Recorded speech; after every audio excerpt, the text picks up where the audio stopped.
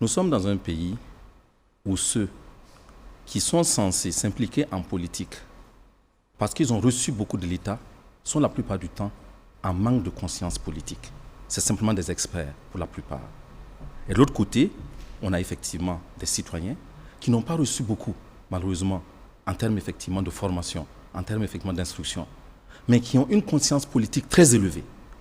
Ça fait qu'au finish, on a un semblant d'opposition entre effectivement une couche de beaucoup d'intellectuels qui, par manque de capacité de mobilisation, en déficit effectivement de démocratie dans les institutions qu'ils mettent en place, se résorbent effectivement dans des écrits enflammés et qui, pendant qu'ils accusent qu'on a, on fait de la société, on divise la société burkinabé en deux camps, des apatrides et des patriotes, eux-mêmes divisent effectivement le pays en instruits, intellectuels, qui ont le droit effectivement de tout dire, de tout faire, et en d'autres citoyens qu'ils appellent simplement des analphabètes, des wahiyans, sur la base effectivement de la prononciation simplement qu'ils ont de certaines nationalités. Et je pense que ça, c'est très grave.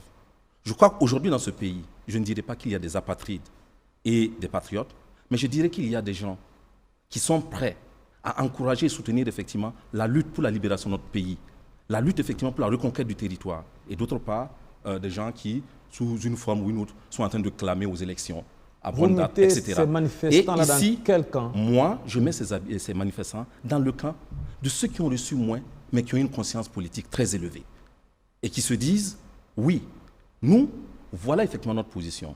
C'est vrai, je déplore beaucoup certains langages, certaines invitations qui sont à la limite effectivement violentes. Mais c'est des effets de foule.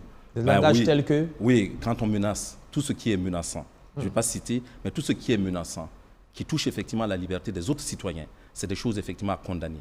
On peut exprimer effectivement son point de vue. Est-ce que vous les condamnez? Mais je condamne les propos, mais je ne condamne pas effectivement leur initiative. C'est une grosse différence. Parce que expliquez pour qu'on puisse mieux comprendre. Oui. Vous condamnez les propos et pas les initiatives. Je condamne les propos violents. Je condamne les propos menaçants. Mais je ne condamne pas l'initiative d'aller soutenir effectivement et de dire les convictions. Oui.